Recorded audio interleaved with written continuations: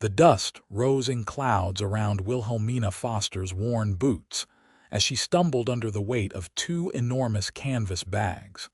The contents shifting treacherously with each labored step, she took down the main thoroughfare of El Paso, Texas.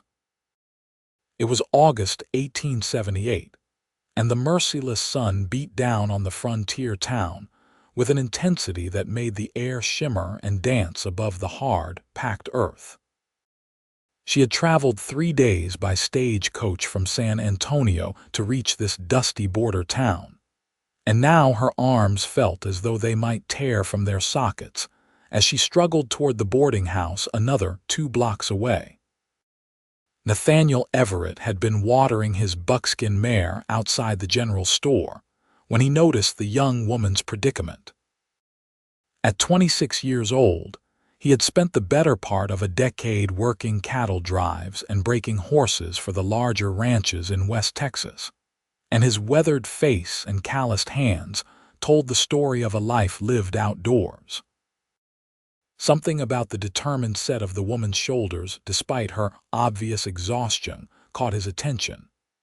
She wore a simple traveling dress the color of faded cornflowers, and her honey blonde hair, pinned in a practical bun, had come loose in wispy tendrils that clung to her damp neck. He secured his horse to the hitching post and crossed the dusty street in long strides, his spurs jingling softly with each step. "Madam," he called out, touching the brim of his sweat-stained hat, "looks like you could use some assistance." Wilhelmina turned toward the voice, and Nathaniel found himself looking into the most striking pair of green eyes he had ever seen. They were the color of new grass after spring rain, and at this moment they held a mixture of pride and desperate relief. "I can manage," she said, but her voice wavered, and one of the bags slipped dangerously low in her grasp. "I do not doubt you could," Nathaniel replied, already reaching for the bags. "But there is no shame in accepting help when it is freely offered. Where are you headed?" She hesitated for a moment, studying his face as if trying to determine his character from his sun-bronzed features and steady brown eyes. Finally, she relented. "Mrs. Patterson's boarding house on 4th Street. That is a fair walk in this heat," he said, taking both bags from her arms. The weight of them surprised him, and he wondered what on earth she was carrying. "I am Nathaniel Everett, but most folks call me Nate." "Wilhelmina Foster," she replied, rubbing her sore arms with visible relief. "And thank you truly. I fear I overestimated my own strength when I packed these." They began walking together down the wide street, passing the saloon where a tinny piano played and the blacksmith's shop where the ring of hammer on anvil provided a steady rhythm to the afternoon. Nathaniel adjusted his grip on the bags, feeling books and other solid objects shift inside. "Are you new to El Paso, Miss Foster?" he asked, genuinely curious. Women traveling alone were not uncommon in Texas, but they were not exactly frequent either, especially young women who looked to be in their early 20s. "I arrived just this morning," she confirmed, using one hand to shield her eyes from the glaring sun. "I am to be the new schoolteacher. The previous one, Miss Hawthorne, married a rancher and moved north to Colorado, or so I was told in my correspondence with the town council." Nathaniel felt his respect for her grow. Teachers were valuable commodities in frontier towns, and good ones even more so. "We have needed a new teacher for near about 3 months now. The children have been running wild, much to their parents' dismay. You will have your hands full, I reckon." Wilhelmina smiled for the first time, and the expression transformed her entire face, softening the tired lines around her eyes and revealing a dimple in her left cheek. "I certainly hope so. I did not travel all this way to teach an empty schoolhouse." They continued down the street, and Nathaniel found himself slowing his usual brisk pace to match her shorter strides. She was perhaps 5 feet 4 inches to his 6'1", and despite the fatigue evident in her movements, she walked with a straight back and lifted chin. There was something dignified about her that he admired. "Where are you from originally?" he asked as they turned onto 4th Street, where the buildings were slightly smaller and more residential in nature. "A small town outside of Galveston," she replied. "My father was a schoolteacher as well, and my mother ran a small dress shop. They both passed 2 years ago in a yellow fever outbreak." Her voice caught slightly on the last words, and she cleared her throat. "I have been teaching in Galveston proper since then, but I wanted a fresh start somewhere new."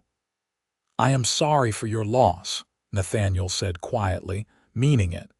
He knew the ache of losing parents, having buried his own mother when he was 16. His father had died the year before in a ranch accident, leaving Nathaniel to make his own way in the world. "Thank you," Wilhelmina said softly. Then, seeming to want to change the subject, she asked, "And you? Were you born in El Paso?" "No, madam. I grew up on a small ranch near Austin. Came out west 5 years back looking for work and open spaces. Found both." He gestured toward a 2-story wooden building with a fresh coat of white paint and green shutters. "That is Mrs. Patterson's place." The boarding house sat back from the street with a small garden out front where someone had managed to coax roses and marigolds to bloom, despite the harsh climate. A painted sign hanging from the porch declared it Patterson's respectable boarding for ladies and gentlemen, and the porch itself held several rocking chairs and a porch swing. Mrs. Patterson herself appeared at the door before they reached the steps. A round woman in her 50s with silver-streaked dark hair pulled into a tight bun and sharp blue eyes that took in everything at once. "You must be Miss Foster," she declared in a voice that brooked no argument. "I expected you an hour ago." "The stage was delayed in Fort Stockton, madam," Wilhelmina explained, mounting the porch steps. "There was trouble with one of the wheels." Mrs. Patterson's expression softened marginally. "Well, you are here now, and that is what matters. Bring those bags inside, Nathaniel Everett, and do not track mud on my clean floors." Nathaniel bit back a smile at the older woman's imperious tone. He had known Mrs. Patterson for the better part of 3 years, and beneath her stern exterior beat the heart of a woman who cared deeply for everyone in her charge. He followed the women inside, carefully wiping his boots on the mat first. The interior of the boarding house was surprisingly cool and pleasant, with lace curtains filtering the harsh sunlight and a cross breeze flowing through the open windows. The floors were indeed spotless, made of polished wood that gleamed with care, and the walls were decorated with framed samplers and landscape paintings. "Your room is upstairs, 2nd door on the right," Mrs. Patterson informed Wilhelmina. "Breakfast is at 6, dinner at noon, and supper at 6. No gentlemen callers above the ground floor, no loud music after 8 in the evening, and church attendance is strongly encouraged but not required. Rent is due the 1st of each month and includes 2 meals a day. You can arrange for a 3rd meal for an additional fee." "That all sounds perfectly reasonable," Wilhelmina agreed, following Mrs. Patterson up the narrow staircase. Nathaniel brought up the rear, the heavy bags making the climb more challenging than it might otherwise have been. The room Mrs. Patterson showed them was small but clean, with a single bed covered in a colorful quilt, a washstand with a porcelain pitcher and bowl, a wardrobe, a small desk positioned near the window, and one comfortable-looking chair. The window overlooked the street they had just walked down, providing a view of the town's modest activity. Nathaniel set the bags down carefully near the wardrobe, and Wilhelmina immediately opened one to extract a small leather purse. "Please, let me pay you for your trouble," she said, reaching inside. "That is not necessary," Nathaniel said quickly, holding up one hand. "I was glad to help." "But surely your time is worth something," she protested, holding out a few coins. "Consider it a welcome to El Paso," he replied with a smile. "We may be rough around the edges out here, but we take care of our own, and you are one of ours now." Wilhelmina lowered her hand slowly, the coins clinking softly as she returned them to her purse. The look she gave him was searching, as if she were trying to understand what manner of man would help a stranger without expecting anything in return. "Then I thank you most sincerely, Mr. Everett. Your kindness will not be forgotten." "Just Nate, please," he said, suddenly feeling awkward under her direct gaze. Mrs. Patterson was watching the exchange with undisguised interest, her sharp eyes moving between the two younger people with a calculating expression that made Nathaniel nervous. "Then you must call me Wilhelmina," she replied, "or Willa if you prefer. That is what most people call me." "Willa," he repeated, finding he liked the way the shortened version of her name felt on his tongue. "It suits you." Mrs. Patterson cleared her throat pointedly. "I am sure Miss Foster would like to rest and unpack after her long journey, Nathaniel. And do you not have horses to attend to at the Murphy Ranch?" Taking the less than subtle hint, Nathaniel nodded and touched his hat brim again. "Welcome to El Paso, Miss Willa. I hope you find our town to your liking." "Thank you again for your help," she said warmly. "Perhaps I will see you around town." "Perhaps," he agreed, though as he left the boarding house and retrieved his horse, he found himself hoping that perhaps would become certainly. There was something about Wilhelmina Foster that had captured his attention in a way no woman had before. Something in her combination of strength and vulnerability, pride and kindness. As he rode toward the Murphy Ranch on the outskirts of town, where he was currently employed as head wrangler, Nathaniel replayed their conversation in his mind. He had been in El Paso for 5 years and had met his share of women, but none had made quite the impression that Willa had made in the span of a single walk down 4th Street. He told himself it was foolish to read too much into one encounter, but he could not shake the image of those green eyes looking at him with such directness and clarity. Back at the boarding house, Willa stood at her window watching the tall cowboy ride away on his buckskin mare.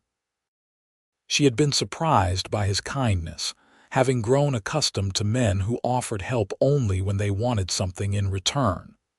Nathaniel Everett had asked for nothing, not even her gratitude, and that alone made him unusual in her experience.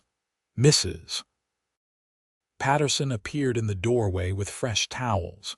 "He is a good man, that one," she said without preamble. "Honest, hard-working, and respectful. The Murphy family thinks the world of him." Willa turned from the window, accepting the towels with a grateful smile. "He certainly seemed kind." "Kind and single," Mrs. Patterson added with a meaningful look. "Not that I am one to meddle, but a young woman alone in a new town could do far worse than to cultivate the acquaintance of a man like Nathaniel Everett." "Mrs. Patterson," Willa said gently but firmly, "I came to El Paso to teach, not to find a husband." The older woman shrugged as she moved toward the door. "Those two things are not mutually exclusive, my dear, but suit yourself. The washroom is at the end of the hall, and there is fresh water in the pitcher. Supper will be ready at 6, and we dress for the evening meal." After Mrs. Patterson left, Willa sat on the edge of the bed and allowed herself a moment to simply breathe. The journey from Galveston had been long and exhausting, filled with dusty stages, questionable hotels, and the constant vigilance required of a woman traveling alone. Now she was finally here, in the town that would be her new home, and she could begin the process of building a new life. She thought again of Nathaniel Everett, of his sun-bronzed face and steady brown eyes, of the way he had insisted on helping without expecting anything in return. It had been a long time since anyone had shown her such uncomplicated kindness, and she found it both refreshing and slightly unsettling. She had built walls around her heart after losing her parents, focusing all her energy on her work and her students, telling herself that love and family were luxuries she could no longer afford. But something in the way Nathaniel had looked at her, in the gentleness of his voice when he expressed his condolences for her loss, had cracked those walls just slightly. She shook her head as if to clear it. She was being foolish, reading far too much into a simple act of kindness. He was probably just being neighborly, the way people were supposed to be in small towns. She rose and began to unpack her bags, carefully removing her books first. She had brought her most precious volumes. Her father's worn copy of Shakespeare's complete works, her mother's prayer book, several McGuffey readers for her students, and her own journals filled with lesson plans and teaching notes. These she arranged carefully on the small desk, running her fingers lovingly over their spines. Next came her clothing, which she hung in the wardrobe or folded into the small dresser.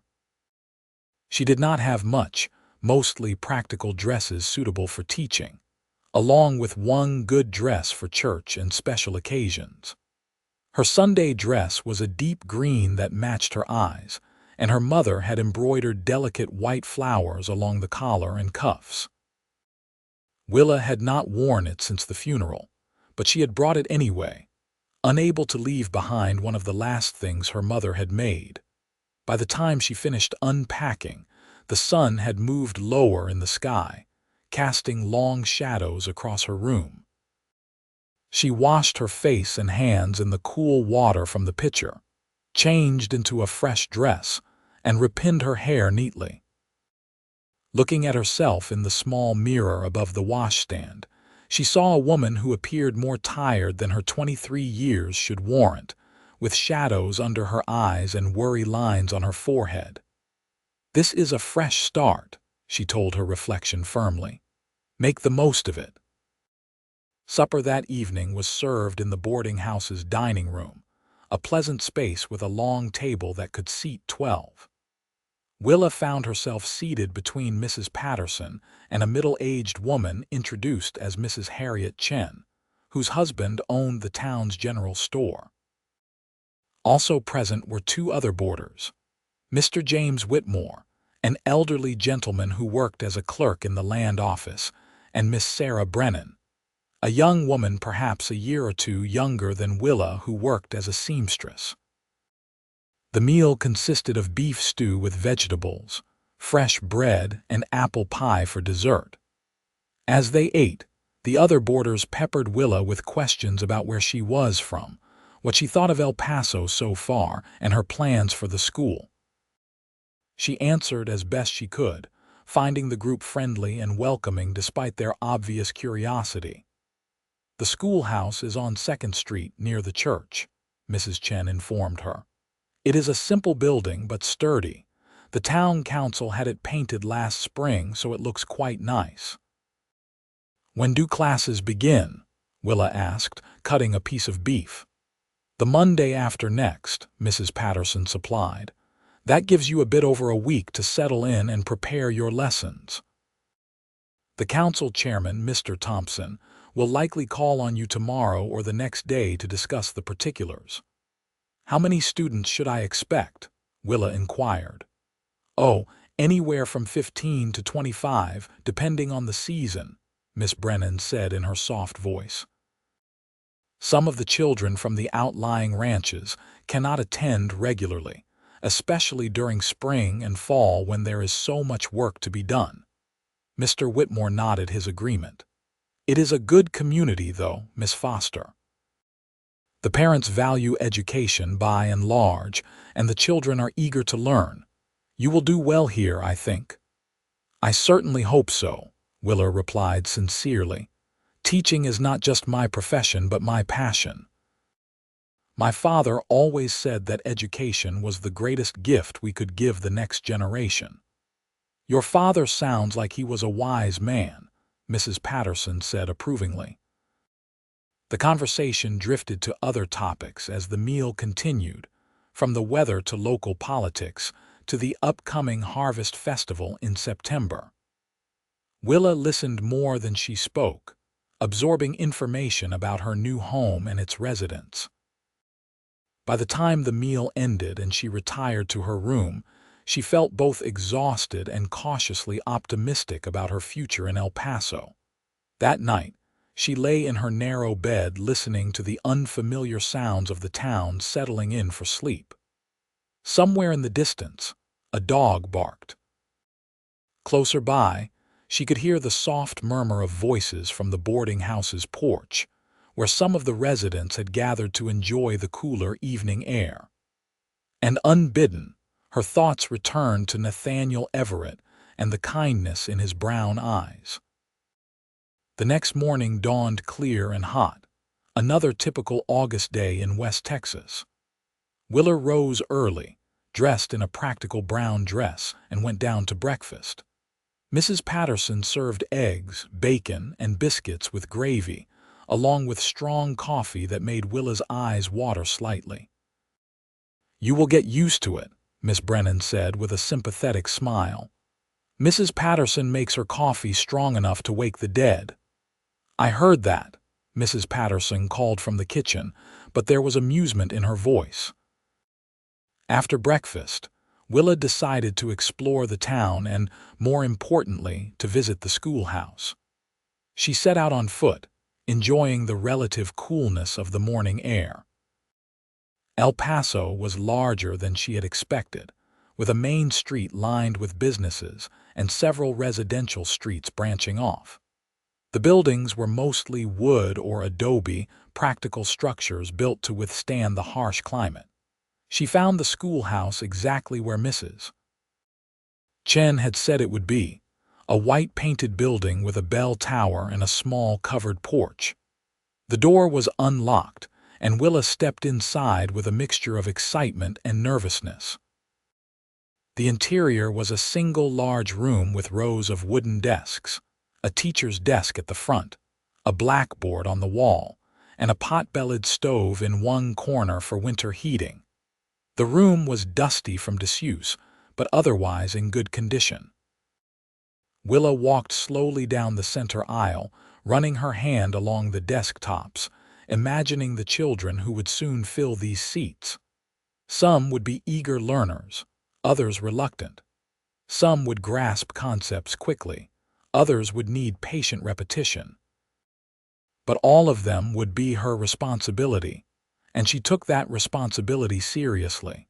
She was standing at the teacher's desk, examining the supplies left in the drawers, when she heard footsteps on the porch. A moment later, a tall, distinguished-looking man in his 50s entered, removing his hat as he did so. "Miss Foster, I presume," he said, extending his hand. "I am Richard Thompson, chairman of the town council. Mrs. Patterson said I would likely find you here." Willa shook his hand firmly. "Mr. Thompson, it is a pleasure to meet you. I was just familiarizing myself with the schoolhouse." "And what do you think?" he asked, looking around the room with obvious pride.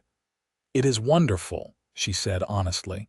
"Everything I need to provide a good education for the children." They spent the next hour discussing practical matters. Her salary, which would be $30 a month plus room and board.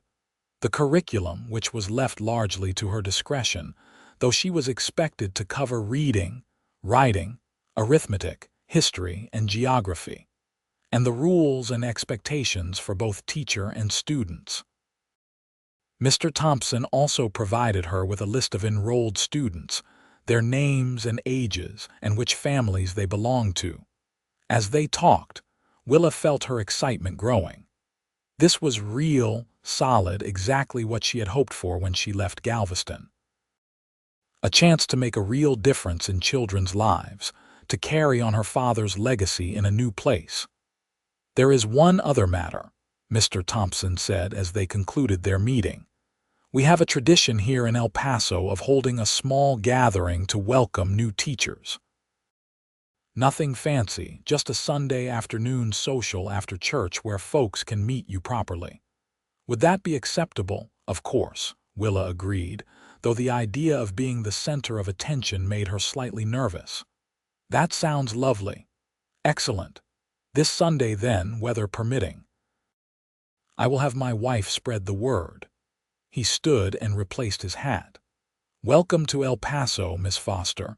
I believe you will be a fine addition to our community. After he left, Willa remained in the schoolhouse for another hour, cleaning the surfaces, organizing the supplies, and beginning to plan her lessons. She was so absorbed in her work that she did not notice the passage of time until her stomach reminded her that she had missed the midday meal. She locked up the schoolhouse and headed back toward Mrs. Patterson's, taking a different route that led her past the general store.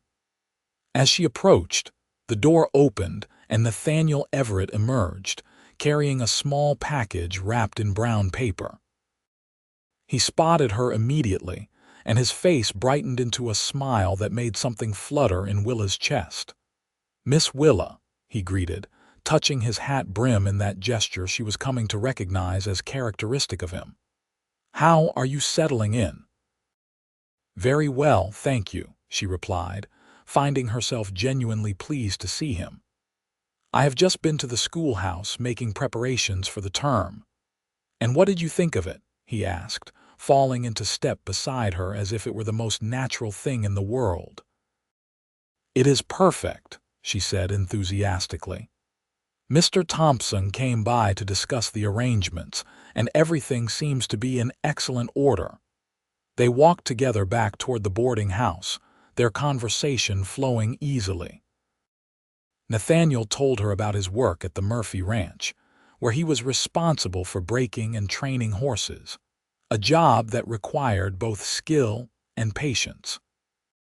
Willa told him about her plans for the school, her ideas for engaging even the most reluctant learners, her hope to establish a small lending library for her students. "You really love teaching," Nathaniel observed, his tone admiring. "I do," she confirmed. "My father used to say that a good teacher plants seeds that bloom for generations. I have always found that idea beautiful." They reached Mrs. Patterson's boarding house too soon for Nathaniel's liking, and he found himself searching for a reason to prolong their conversation. "There is a Sunday social this week," he said, perhaps too quickly. "After church, Mr. Thompson mentioned they were organizing it as a welcome for you." "Yes, he told me about it," Willa said. "Will you be there?" "I expect so," Nathaniel replied, then added with uncharacteristic boldness, "I would be honored if you would save me a dance. That is, if there is dancing." Willa felt her cheeks warm slightly. "There is to be dancing, according to Mr. Thompson, and yes, I would be happy to save you a dance." "Then I will look forward to it," he said, and the genuine pleasure in his voice made Willa's heart skip a beat. After he left, Willa entered the boarding house to find Mrs. Patterson waiting with a knowing smile. "I see you ran into our Mr. Everett again," the older woman said with barely concealed satisfaction. "We happened to cross paths," Willa said, trying to sound casual and failing utterly. Was all Mrs. Patterson said, but her expression spoke volumes. The next few days passed quickly, as Willa threw herself into preparations for the new school term. She cleaned every surface of the schoolhouse until it gleamed, organized her teaching materials, prepared lesson plans for the first few weeks, and studied the list of students to memorize their names. She also explored more of El Paso, learning the layout of the town and meeting more of its residents. Despite her busy schedule, she found herself thinking often of Nathaniel Everett. They crossed paths several times over the course of the week, chance encounters that might not have been entirely chance, at least not on Nathaniel's part. He seemed to find reasons to be in town more often than his work strictly required, and he always made a point of greeting Willa when their paths crossed. Their conversations were brief but meaningful, covering everything from books they had read to places they had traveled to dreams they harbored for the future. Willa learned that Nathaniel hoped someday to have his own ranch. Nothing large or fancy, just enough land to raise good horses and maybe a small herd of cattle. Nathaniel learned that Willa dreamed of establishing a proper school with multiple grades and a real library, perhaps even bringing education to some of the children in the surrounding areas who could not attend regular classes. "You have big dreams," he said one afternoon as they stood in the shade of the general store's awning, watching the town go about its business. "Is that a bad thing?" she asked, suddenly self-conscious. "Not at all," he assured her quickly. "I think it is one of the things I admire most about you. You see what could be, not just what is." The sincerity in his voice made Willa's breath catch, and she found herself looking into those steady brown eyes, seeing in them something that both thrilled and frightened her. It had been so long since she had allowed herself to feel anything beyond the carefully maintained walls she had built around her heart. Sunday arrived with clear blue skies and temperatures that, while still hot, were bearable in the shade. Willa dressed carefully in her green Sunday dress, the one her mother had embroidered, and took extra care with her hair, pinning it up in a style that was both practical and flattering. When she came downstairs, Mrs. Patterson looked her up and down approvingly. "You look lovely, dear," the older woman said. "That color suits you." The church service was held in a modest white building adjacent to the schoolhouse, with wooden pews and simple furnishings that spoke of a congregation more concerned with substance than appearance. The pastor, Reverend Matthews, was a kind-faced man in his 40s who welcomed Willa warmly before the service began. The service itself was traditional, with hymns sung enthusiastically if not always melodiously, and a sermon about the virtue of welcoming strangers. Willa wondered if the Reverend had chosen his topic specifically for her benefit, but the message was a good one regardless. After the service concluded, everyone moved to a large open area behind the church, where tables had been set up in the shade of several large cottonwood trees.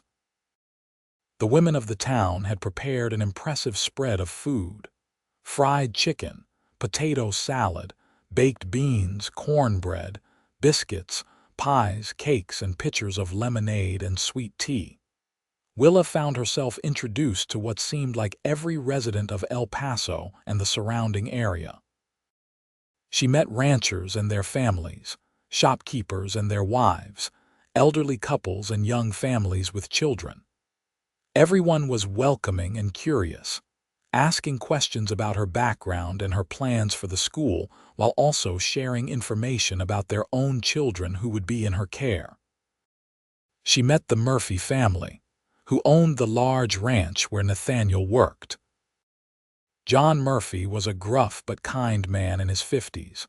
His wife Ellen was a plump, cheerful woman who immediately declared that she and Willa would be fast friends, and their 3 children, the youngest of whom would be in Willa's class, were polite and well-spoken.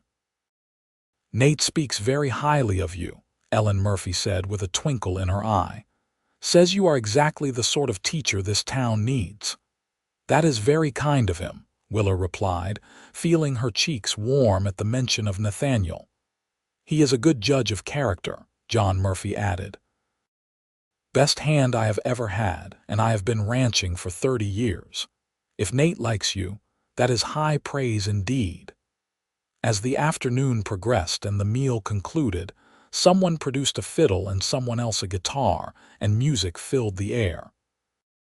Couples began to dance on a flat area of packed earth that served as an impromptu dance floor, and Willa found herself watching with a mixture of longing and nervousness. She had not danced in over 2 years, not since before her parents died. "I believe you promised me a dance," a familiar voice said from behind her. She turned to find Nathaniel standing there, dressed in clean clothes with his hair neatly combed, looking more handsome than she had yet seen him. "I did I not?" she said with a smile. He offered his hand, and she took it, allowing him to lead her to the dance floor. The musicians were playing a waltz, and as Nathaniel's arm came around her waist and he took her hand in his, Willa felt a rush of something she could not quite name. It was not just attraction, though that was certainly present, but something deeper, a sense of rightness, of coming home after a long journey. They moved together naturally, as if they had been dancing together for years rather than for the first time. Nathaniel was a better dancer than Willa would have expected from a cowboy, his movements confident and sure. "You are full of surprises, Mr. Everett," she said, looking up at him. "Nate," he corrected gently. "And my mother insisted that all her children learn proper manners, including dancing. She said that a man who could handle himself in a ballroom was just as impressive as one who could handle himself in a barroom, though she hoped we would have more occasion for the former than the latter." "Your mother sounds like she was a wise woman," Willa said. "She was," Nathaniel agreed, a hint of sadness passing over his features. "I wish she could have met you. I think she would have liked you very much." The words hung in the air between them, weighted with implications that neither was quite ready to address directly. Instead, they continued to dance, aware of the many eyes watching them but too caught up in each other to care much about the scrutiny. When the song ended, Nathaniel reluctantly released her, though he kept hold of her hand a moment longer than strictly necessary. "Thank you for the dance," he said softly. "Thank you for asking," she replied, equally soft. They were interrupted by a young couple, friends of Nathaniel's, who wanted to be introduced to the new schoolteacher, and the moment of intimacy passed. But something had shifted between them. Some invisible line had been crossed, and both of them knew it. The rest of the afternoon passed in a pleasant blur of conversation, more dancing, and the easy camaraderie of a small community coming together to celebrate. By the time the sun began to set and people started to drift homeward, Willa felt more at home in El Paso than she had thought possible after only a week. Nathaniel offered to walk her back to Mrs. Patterson's, an offer she accepted without hesitation. They took their time, strolling slowly through the dusky streets as the lamps began to be lit in windows, and the sounds of the day gave way to the quiet of evening. "I am glad you came to El Paso," Nathaniel said as they walked. "These past few days, getting to know you, have been some of the best I have had in a long while." "I am glad I came too," Willa admitted. "When I left Galveston, I was not sure what I was looking for, only that I needed something different, but I think maybe I was looking for this. For a place that feels like home, for people who feel like family. For someone who feels like he might be more than family," Nathaniel asked quietly, stopping in the street to look at her directly.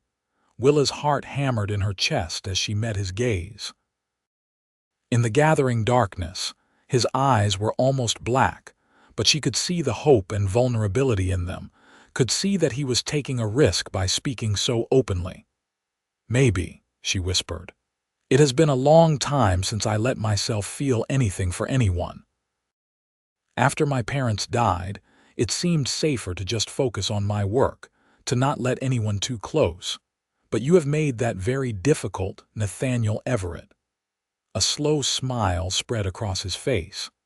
"I am glad to hear it, because you have been occupying far too many of my thoughts, Miss Wilhelmina Foster.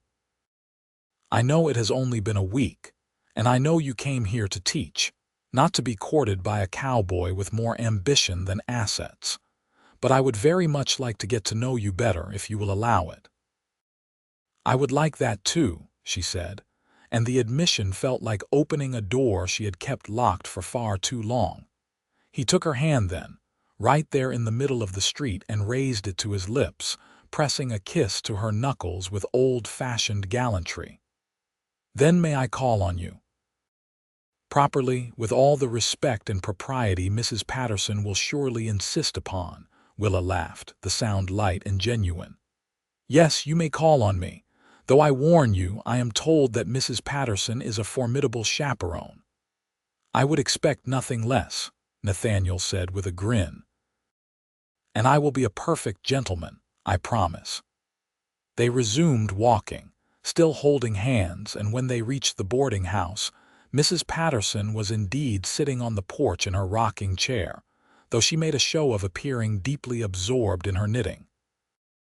"Good night, Willa," Nathaniel said softly, releasing her hand with obvious reluctance. "Good night, Nate," she replied. "Thank you for a wonderful afternoon."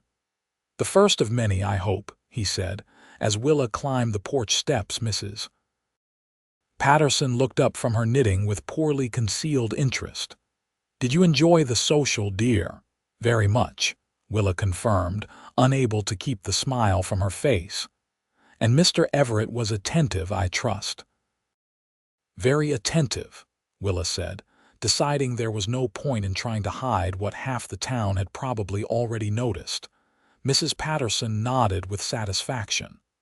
"Good. That young man needs a good woman, and you, my dear, need a good man. I believe you are well suited." "It has only been a week," Willa protested, though her heart was not in the objection. "Time is not always the best measure of connection," Mrs. Patterson said wisely. "Sometimes you just know. Did I ever tell you how I met my late husband?" "No, madam." "It was at a church social, much like today's. He asked me to dance, and I knew before the song ended that I would marry him. We were wed 3 months later and had 37 happy years together before the fever took him." Her eyes misted slightly at the memory. "What I am saying, Wilhelmina, is that when something is right, it is right. Do not let fear or propriety or any other excuse keep you from happiness."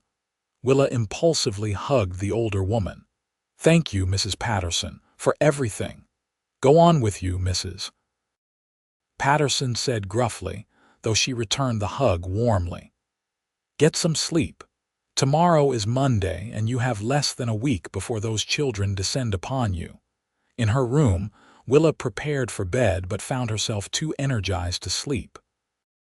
She stood at her window, looking out over the darkened town, and thought about the unexpected turn her life had taken. A week ago, she had arrived in El Paso alone, grieving and uncertain of her future. Now she had a home, a purpose, and the beginning of something that might, just might, become love. The week before school started passed in a flurry of final preparations. Nathaniel called on Willa 3 times, always properly and always with Mrs. Patterson sitting within earshot in the parlor. But even with the older woman's watchful presence, they managed to talk for hours, discovering shared interests and complementary differences. Nathaniel told her about his childhood in Austin, about the ranch where he grew up and the family he had lost. His mother had died when he was 16, his father 2 years later, and he had been on his own since. He spoke of the loneliness of that time, of learning to rely on himself, of the years spent drifting from ranch to ranch before finally settling in El Paso.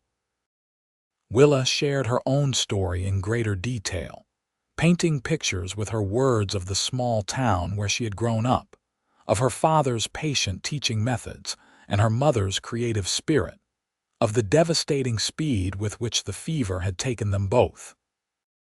She spoke of the numbness that had followed, of going through the motions of living without really feeling alive, of the decision to leave Galveston in search of something she could not quite name.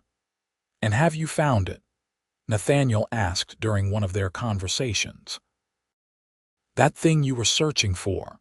"I think so," she said, looking at him with an openness that would have terrified her a week earlier. "I think I have found several things I did not even know I was looking for." Their courtship, if it could be called that after such a short time, was conducted largely in public. They saw each other at church, at the general store, during Nathaniel's increasingly frequent trips into town. They took walks together, always in full view of anyone who cared to watch, and they talked endlessly, learning each other's thoughts and dreams and fears. Finally, Monday arrived, and with it the first day of school. Willa woke before dawn, too excited and nervous to sleep. She dressed carefully in a practical navy blue dress with white collar and cuffs, pinned her hair in a secure bun, and arrived at the schoolhouse a full hour before classes were set to begin. She spent the time making final arrangements, writing the day's schedule on the blackboard, and praying that she would be equal to the task ahead of her. When the children began to arrive, some led by parents, others coming in groups of siblings, she stood at the door to welcome each one personally. They ranged in age from 6 to 14, a diverse group in terms of both age and ability. Some came dressed neatly in carefully mended clothes, others wore worn garments that had clearly seen many siblings before them. But all of them looked at her with a mixture of curiosity and assessment, wondering what sort of teacher this Miss Foster would prove to be. By 8 o'clock, she had 22 students seated in the desks, from little Emma Patterson, Mrs. Patterson's 6-year-old granddaughter who was visiting for the summer, and whom Willa had met at the boarding house, to tall, gangly Thomas Chen, the 14-year-old son of the general store owners who would be helping with the younger children. Willa stood before them, her heart pounding but her voice steady as she introduced herself. "Good morning, students. My name is Miss Foster, and I am honored to be your new teacher. This year, we are going to learn many things together. But before we begin our lessons, I want you to know that this classroom is a place of respect, curiosity, and kindness. We will work hard, but we will also have moments of joy. We will make mistakes, but we will learn from them. And most importantly, we will treat each other the way we wish to be treated. Does anyone have any questions?" A hand shot up from a boy of about 10 with red hair and freckles. "Yes," Willa said encouragingly. "My brother Billy said that the last teacher used to hit students with a ruler when they got their sums wrong. Are you going to do that?" "No," Willa said firmly. "I do not believe that violence is an effective teaching method. If you get your sums wrong, we will work together to understand where the error occurred and how to correct it. The only time anyone in this classroom should fear punishment is if they are deliberately cruel or disrespectful to others. Is that clear?" Relief washed over several young faces, and the red-haired boy nodded vigorously. "Yes, madam." The first day proceeded better than Willa had dared to hope. The children were, for the most part, eager to learn and well-behaved. There were the usual challenges, a few students who tested boundaries, others who struggled with lessons, but nothing she had not encountered before. By the time she dismissed them at 3 o'clock, she felt both exhausted and exhilarated. She was erasing the blackboard when she heard footsteps on the porch. Turning, she saw Nathaniel standing in the doorway, hat in hand, a bouquet of wildflowers in his other hand. "I hope I am not intruding," he said. "I wanted to see how your first day went." "You are not intruding at all," she assured him, her face lighting up at the sight of him. "And it went wonderfully. Better than I could have hoped." He stepped inside, looking around the now empty schoolhouse with interest. "I brought these for you," he said, offering her the flowers. To celebrate, Willa took the bouquet, inhaling the sweet scent of the prairie blooms. "They are beautiful, thank you." "Not nearly as beautiful as you," he said softly, and the look in his eyes made her breath catch. They stood there for a moment, the flowers between them, aware that they were alone for the first time since the social. Nathaniel took a step closer, then another, until only a small space separated them. "Willa," he began, his voice rough with emotion, "I know it has only been 2 weeks. I know that by all reasonable standards, this is too fast, but I have never felt about anyone the way I feel about you. When I am with you, everything makes sense. When I am not with you, I am thinking about the next time I will be. I do not know how else to say it except to tell you that I am falling in love with you." Tears sprang to Willa's eyes, not from sadness but from the overwhelming rightness of his words, the way they echoed her own feelings that she had been afraid to name. "I am falling in love with you too," she whispered. "And you are right, it is fast. It is probably foolish, but it also feels like the most sensible thing I have ever done." Nathaniel reached out and gently cupped her face in his hand, his thumb brushing away a tear that had escaped down her cheek. "May I kiss you?" he asked, his voice barely audible. "Yes," she breathed. He leaned in slowly, giving her time to change her mind, but she did not want to change her mind. When his lips met hers, soft and tentative at first, then with growing confidence as she responded, it felt like everything in her life had been leading to this moment. The kiss was tender and sweet, full of promise and possibility, and when they finally pulled apart, both of them were smiling. "I should probably not have done that," Nathaniel said, though he looked entirely unrepentant. "Probably not," Willa agreed, equally unrepentant, "but I am very glad you did." They stood close for a moment longer, reluctant to break the spell, until the sound of voices outside reminded them that they were in a very public place where anyone might walk in at any moment. Reluctantly, they stepped apart. "I should get back to the ranch," Nathaniel said. "But may I call on you this evening?" "I would like that very much," Willa replied. After he left, Willa finished tidying the schoolhouse, but her mind was far from lesson plans and spelling lists.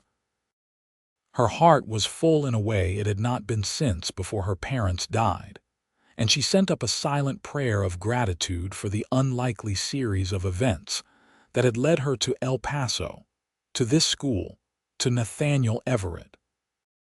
The following weeks established a pattern that became as comfortable as it was exhilarating.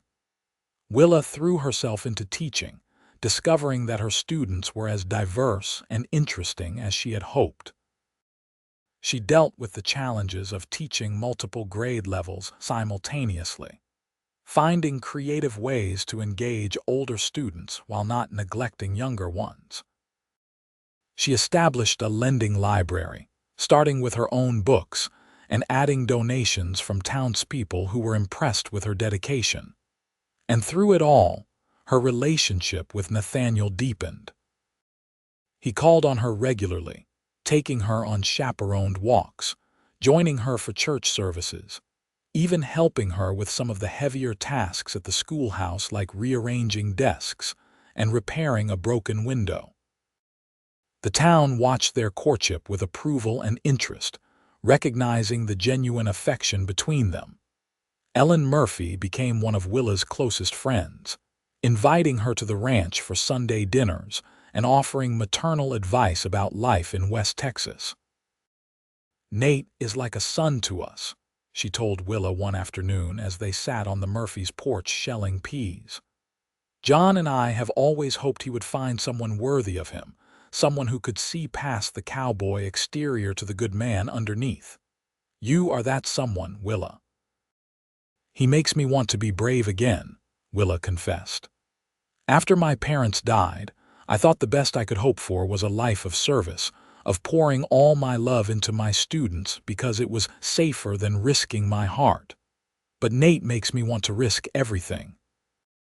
"Love always requires risk," Ellen said wisely, "but the rewards are worth it."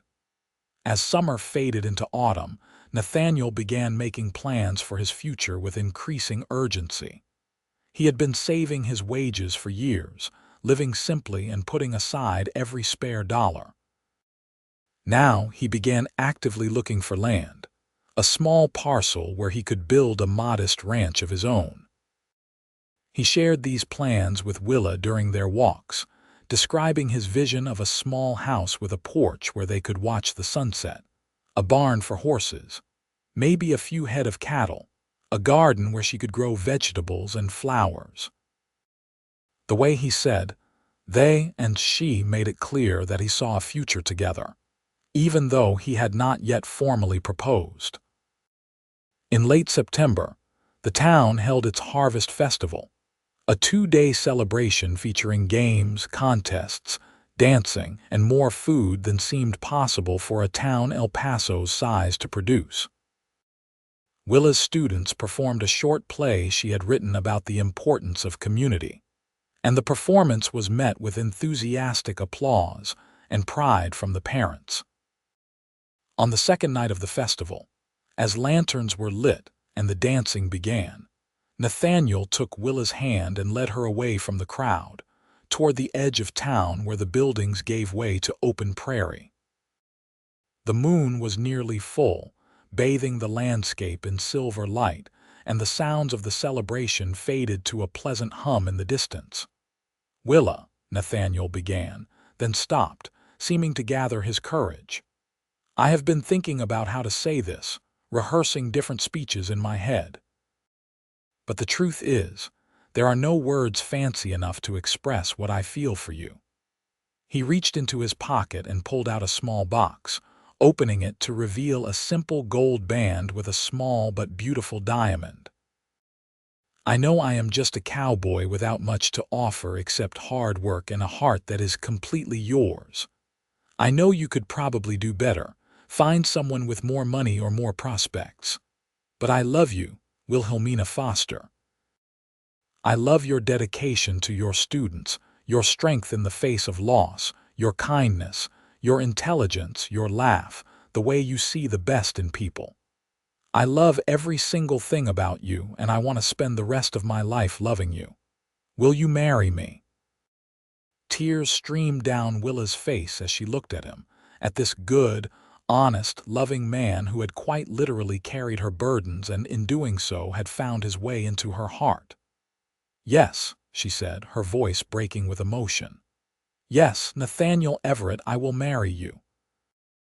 I love you so much it scares me sometimes, but I would rather face that fear with you than face a safe, lonely life without you." He slipped the ring onto her finger, and then he kissed her with a passion and tenderness that left them both breathless. When they finally pulled apart, he laughed with pure joy, picking her up and spinning her around as she laughed with him. "You have made me the happiest man in Texas," he declared, setting her down but keeping his arms around her. "And you have made me believe in happiness again," she replied, resting her head against his chest and listening to the steady beat of his heart. They returned to the festival hand in hand, and when they announced their engagement, they were met with cheers and congratulations. Mrs. Patterson declared that she had known from the first day.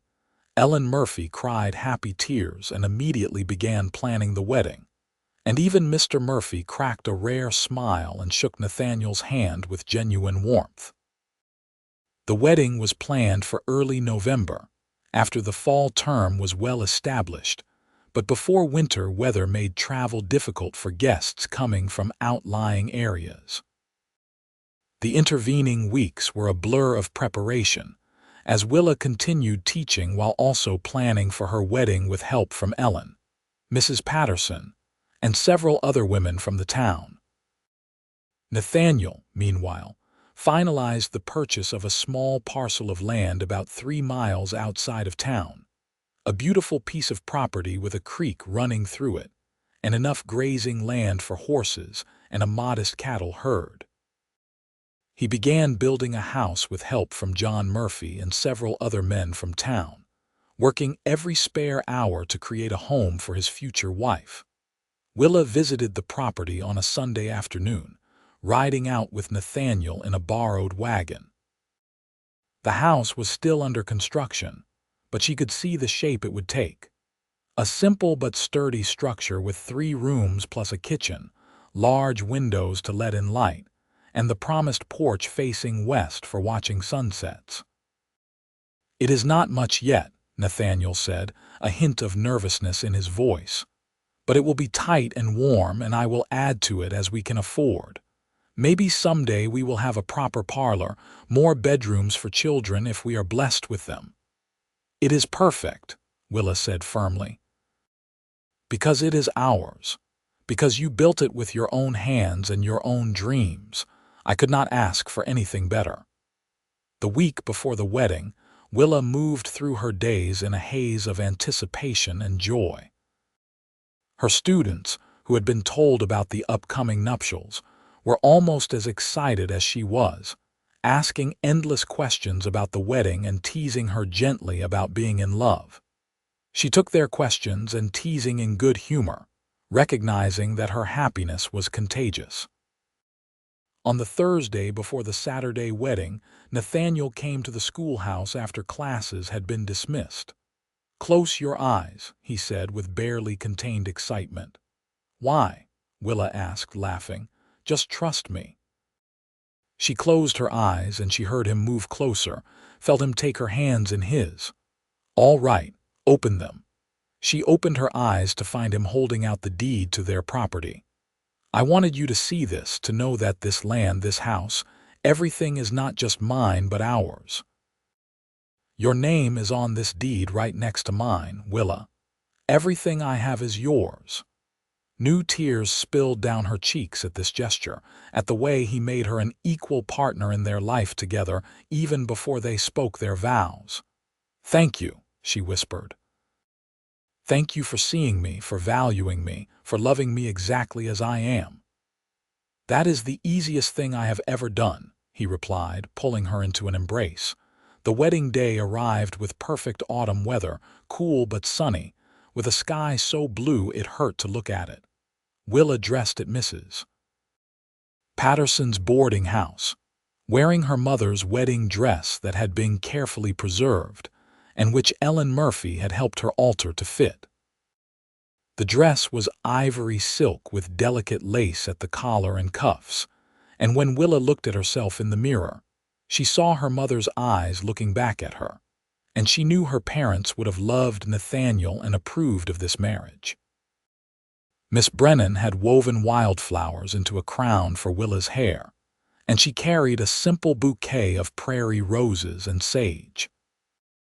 When she walked down the aisle of the church on Mr. Thompson's arm, having asked the council chairman to give her away, she saw Nathaniel waiting at the altar in a new suit, his face radiating such love and awe that she felt her heart might burst with happiness.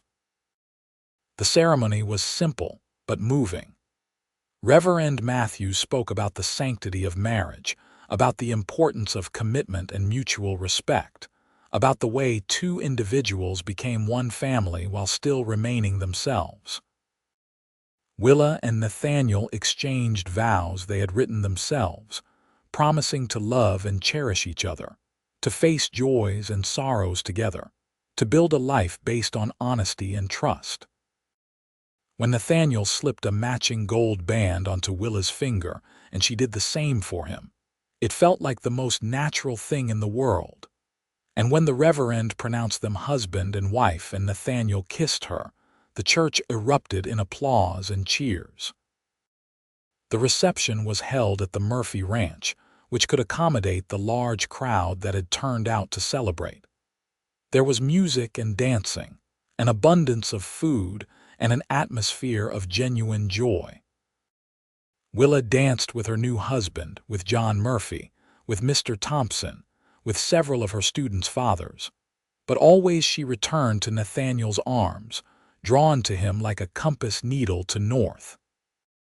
As the sun set in a blaze of orange and gold, Nathaniel and Willa slipped away from the celebration, climbing into the wagon he had decorated with ribbons and bells. Their friends and neighbors showered them with rice and good wishes as they drove off toward their new home.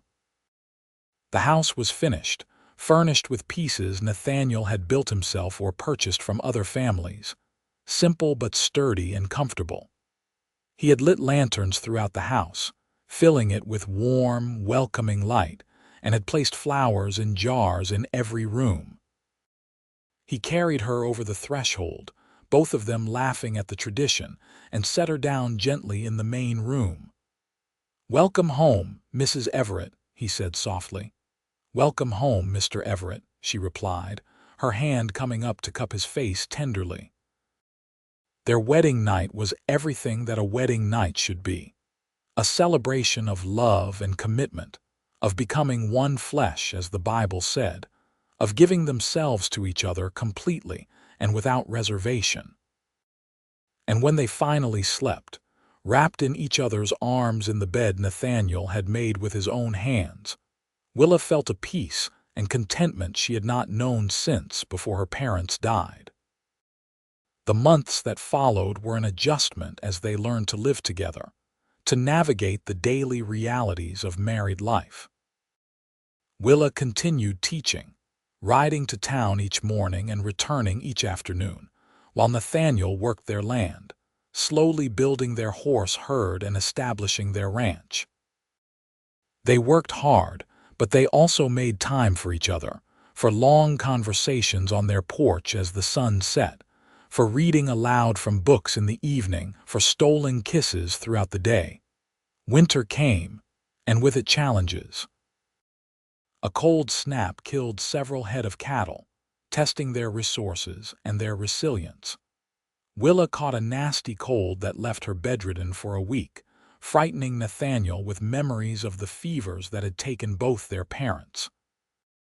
But they weathered these storms together, finding strength in each other. Spring brought new life to the ranch and to their marriage.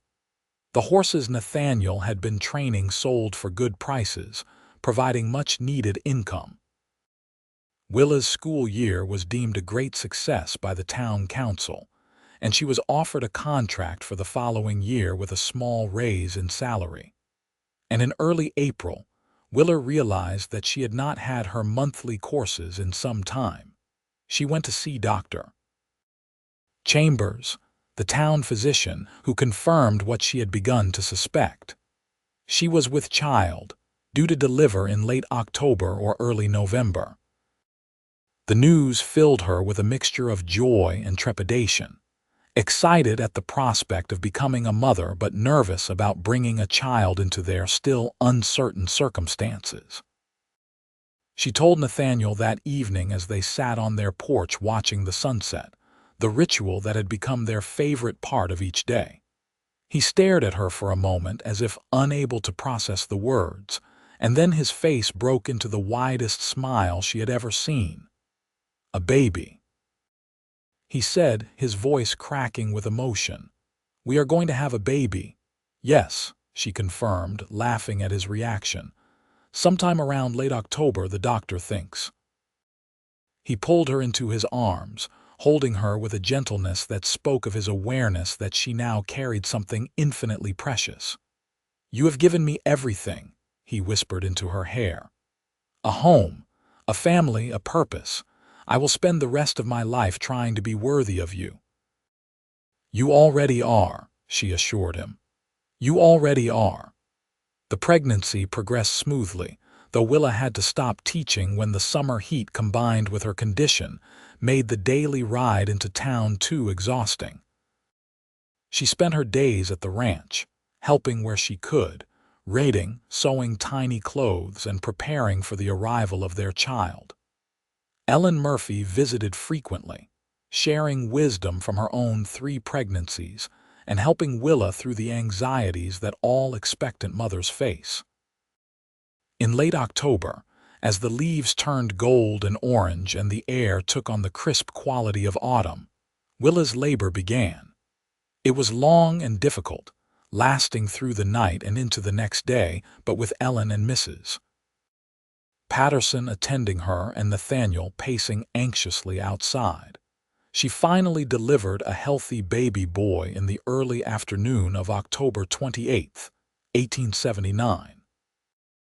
They named him James Everett, after Nathaniel's father, and the moment Nathaniel held his son for the first time, Willa saw tears streaming down his face. "He is perfect," he breathed, studying the tiny red face and miniature fingers. "Absolutely perfect." "Just like his father," Willa said wearily, but happily. The arrival of baby James transformed their lives in ways both expected and unexpected. The sleepless nights and constant demands of caring for an infant were exhausting, but neither Willa nor Nathaniel would have traded a moment of it. Watching Nathaniel with their son, seeing his gentle patience and obvious adoration, made Willa fall in love with him all over again. She did not return to teaching that year, choosing instead to focus on their son and their growing ranch. The town council understood and hired a temporary teacher, with the promise that Willa could return whenever she felt ready. Instead of teaching full-time, Willa began offering private tutoring sessions in the afternoons for some of her former students who needed extra help, bringing in a small income while allowing her to stay home with James. The years that followed brought both challenges and blessings. The ranch slowly grew as Nathaniel's reputation for breeding and training quality horses spread throughout West Texas. They added rooms to the house, including a proper nursery when Willa became pregnant with their second child in 1881, a daughter they named Sarah after Nathaniel's mother. A third child, another son they named Thomas, arrived in 1883. Through it all, Willa and Nathaniel's love deepened and matured. The passionate intensity of their early courtship evolved into something richer and more complex, a partnership built on mutual respect, shared goals, and unwavering commitment.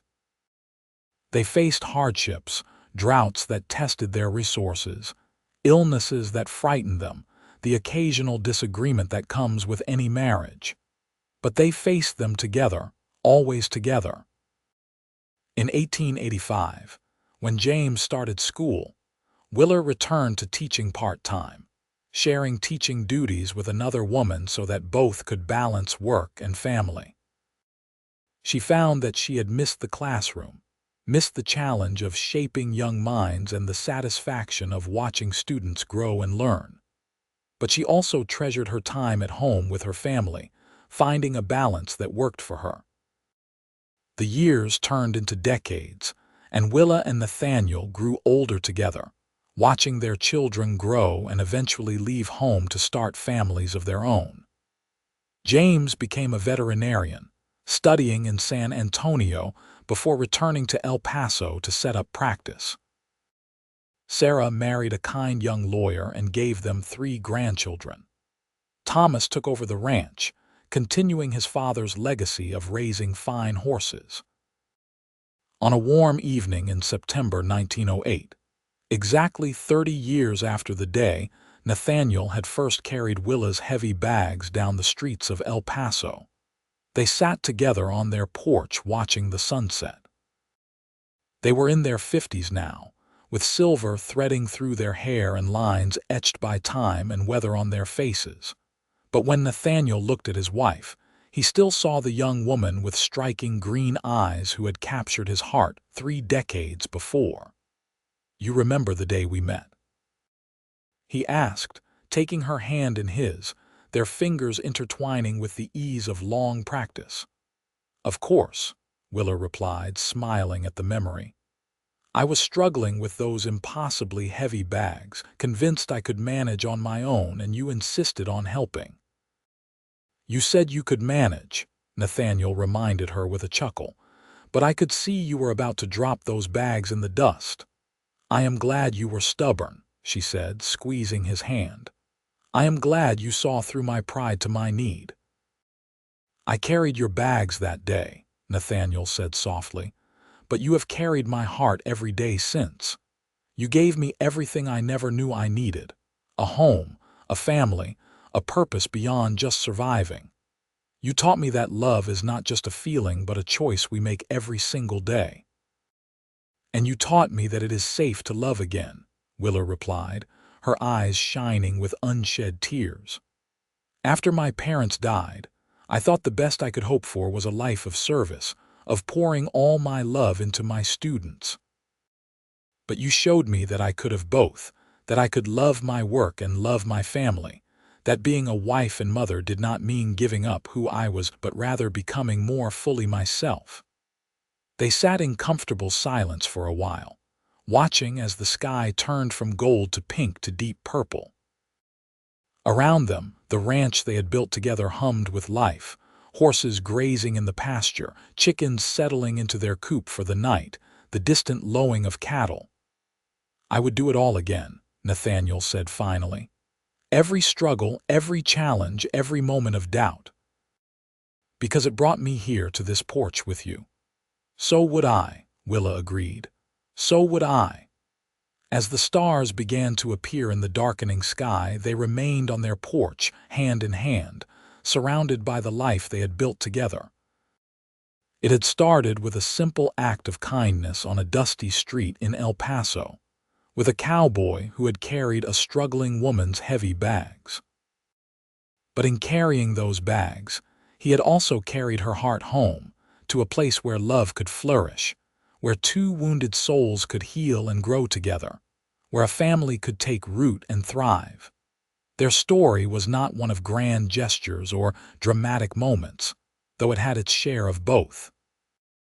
It was instead a story of daily choices, of commitment renewed each morning, of love expressed in both words and actions, of building a life together one day at a time.